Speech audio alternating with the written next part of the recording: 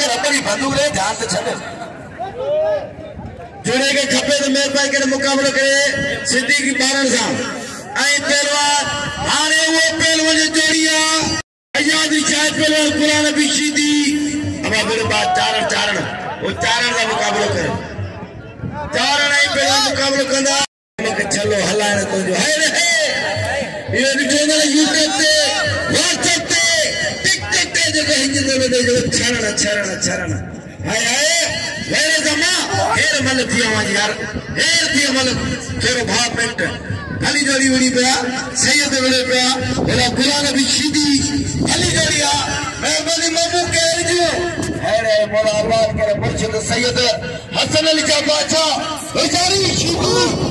सीधी पहलवान सीधी सैयद आजाद रिशा हेदा नल्ला चा बागान वाले सैयद तो अम्मा तारे छया गादी ने जियो हर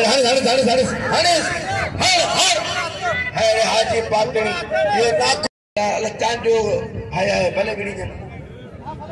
हारम खीरो देखे मेरा खूनी चांदो खूनी ना को खूनी हरे ये 22 सेकंड में फैसला हुआ आजादी चाहे पहलवान गुलाम भी सीधी है नन्ना चा बाचा साई नन्ना चा बाचा बागान और मुर्शिद बेचारी वाह सीधी तो जवारा वाह सैयद तो जा बच्चन वाह सीधी तो जवारा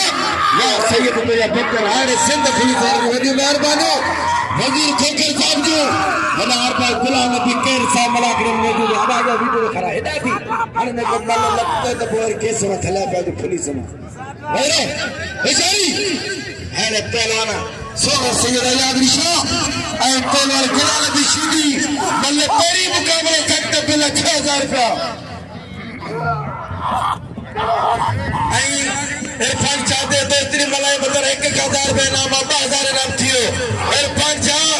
आई पहलवान दोस्ती मला सैयद नाके कोटी में सही सुपन चाह 1000 रुपया नाम बेचारी है रे सीधी खुदा की कसम गुलाम नबी सीधी मेले में मेले ना सैयद बच है लगे ताड़ी कसम के खुदा